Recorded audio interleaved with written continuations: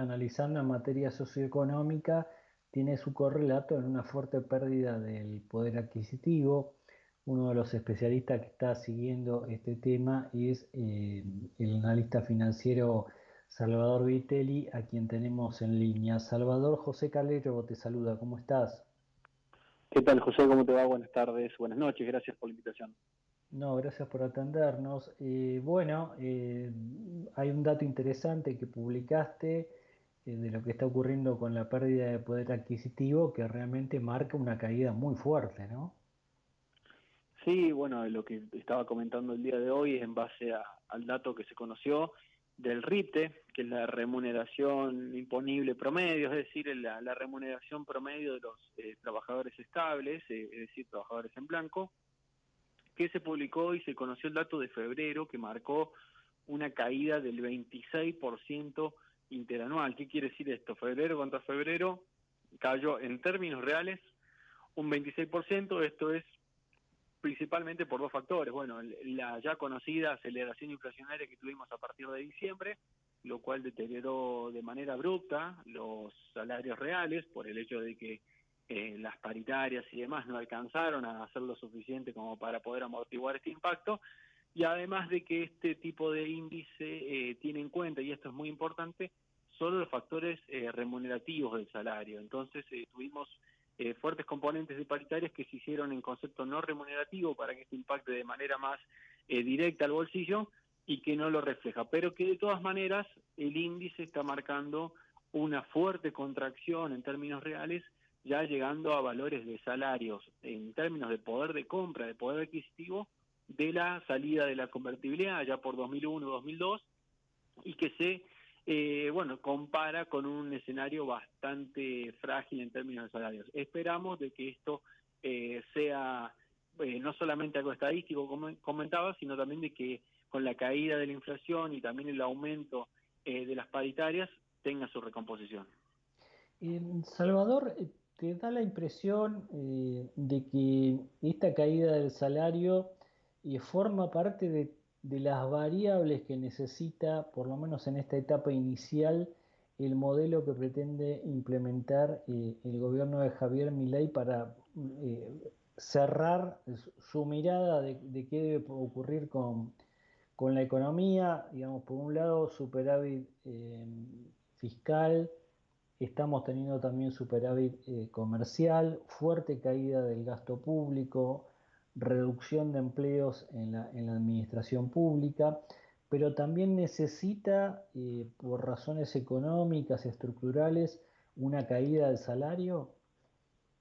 Y yo creo que sí, por más que en definitiva sea algo antipático, la discursiva, sí, un eslabón clave del plan este es básicamente la recesión, y que esa recesión viene propiciada fundamentalmente por una caída en la demanda agregada. ¿Qué significa todo esto? De que en definitiva el ajuste era impensado, de que solamente lo pague la casta, como se decía en época de campaña, de que el ajuste con lógica en el sentido empírico, iba a caer sobre la población en general, y bueno, esto lo está marcando un poco. La caída en los descensos de inflación no solamente se dan por el apretón monetario, por el ancla fiscal que tenemos, sino también por una caída en la demanda, es decir, el poder adquisitivo se ha visto muy deteriorado, las perspectivas por ahora no tienden a mejorar, entonces, bueno, cae el consumo, comienza a retasearse los índices de supermercados, etcétera. Hay mucha venta ahora de productos de segundas marcas. Entonces, bueno, toda esa caída en la actividad hace de ancla contra la inflación también, y bueno, es un eslabón también muy fuerte del plan económico, pero que en la discursiva lógicamente está ausente. Estamos hablando de que en la discursiva oficialista se encuentra principalmente el ancla cambiaria, el ancla fiscal, muy fuerte el ancla fiscal, que también golpea de cierta manera a lo que es a jubilados y también a asalariados del sector público vía licuación. Entonces, en el entorno global, sí, es una reducción de inflación y también un ajuste en base a caída en la demanda. Estaba pensando también que esa idea cierra, de alguna manera, con el intento de abrir la economía, de que la Argentina salga con más fuerza a competir a nivel mundial. Para eso también necesita una reducción del costo laboral, ¿no? Sí, también, en definitiva, lo que va a llevar es que ahora tengamos salarios relativamente bajos, no solamente en términos de dólares, que si uno lo mira, el dólar libre estuviera recuperando, pero que en definitiva seguimos con valores de salarios muy bajos, sino también en términos de poder de compra. Uno esperaría que eso comience a aumentar. Lo cierto también es de que todavía hay muchas variables sin atar aún, es decir, no hay variables resueltas, como por ejemplo el tema del cepo, que yo creo que es una de las cuestiones cruciales para este gobierno de levantar, que eso es expansivo en términos de actividad, poder levantar el cepo, que eso va a venir también de la mano de una posterior recuperación mayor de salarios reales, etcétera, y volver a escenarios más normales de poder de compra. Por ahora los salarios siguen siendo muy bajos, lo cual en definitiva Argentina termina siendo competitiva en algunos rasgos, pero también hay que perder de vista que por más que haya salarios bajos, también está reflejado en la restricción de la matriz laboral que tenemos y también impositiva. Entonces aún no están dadas todas las condiciones como para poder pensar en, por ejemplo, en que vengan flujos de afuera a invertir en la economía real argentina por ahora.